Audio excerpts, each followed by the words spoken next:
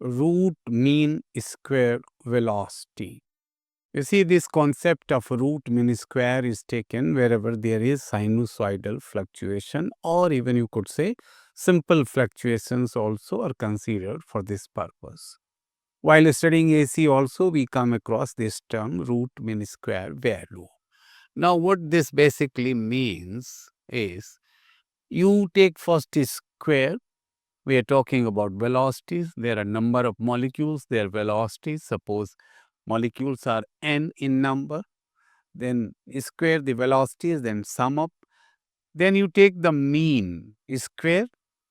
We are starting from the right side, square, then mean. Mean, that means you divide it by the whole number of molecules, that's n. Now, this is the mean square value. If you are going to write this much, it is the mean square value.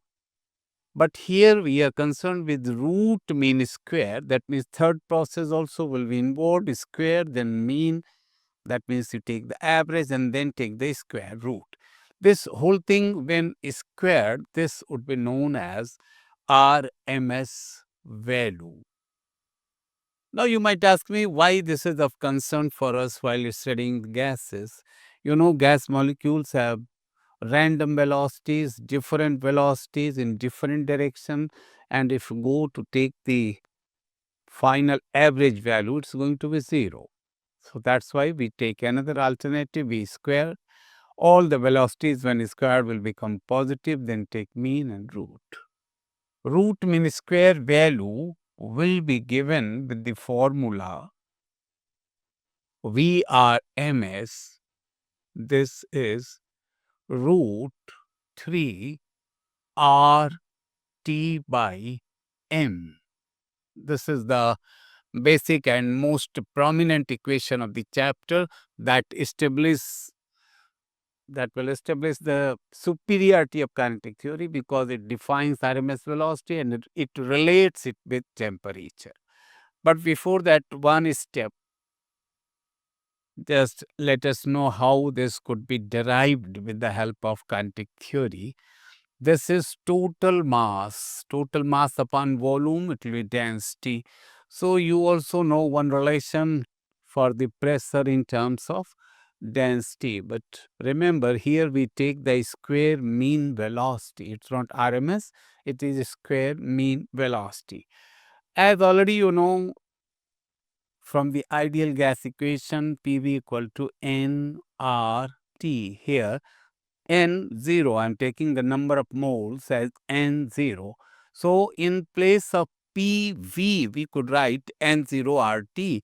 With this equation, PV, that is N0RT, it's going to be 1 by 3 total mass V square bar.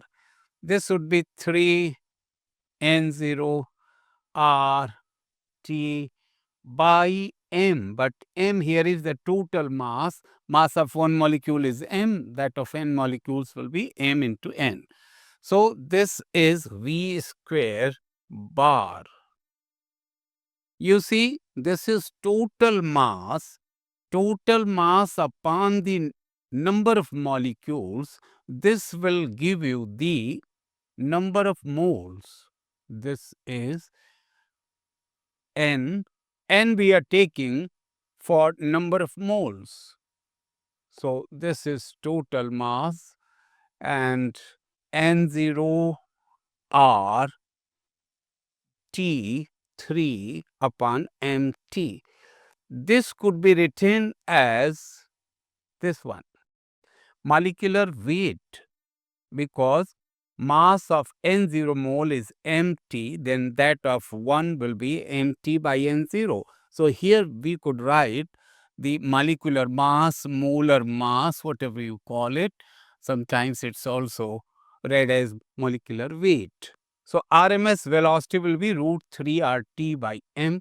This is what we had to derive. Then one more thing is there, that we have studied RMS velocity, but does it really serve the purpose of our study and requirements? No, not the least.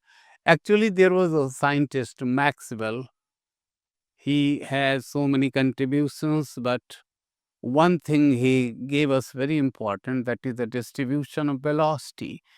That's known as Maxwellian distribution of velocity. He plotted a graph between the velocity and the number of molecules. Number of molecules at that particular velocity. He plotted the graph between the number of molecules at a particular velocity and the velocity concerned. This type of graph was obtained. You see, maximum number were found at one particular velocity, that is known as most probable velocity. Its value is found to be root 2r t upon m. Remember, it's not 3. Then the average velocity is another term that's shown by V bar, or you might say mean velocity. The number of molecules at this very velocity is still less. This would be known as n bar. Here, this will be known as nmp. And most astonishingly, surprisingly, the number of molecules at RMS velocity were found to be minimum amongst these three. So, what we initially imagined, that by studying RMS velocity we are going to get something very peculiar, but no, it was not the case. The maximum number of molecules were found at a particular velocity, that's known as most probable. Average velocity is given by this relation, 8 upon pi r t by n.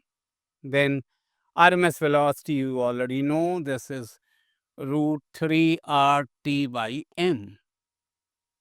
Obviously, if you compare, you'll find RMS velocity is maximum in these three. Then there is average, and then finally most probable velocity. At the same time, if you compare the number, you'll find the number at most probable is maximum, then that is at average, and RMS velocity molecules will be quite less in number. Remember, this whole graph is known as Maxwellian distribution of velocity.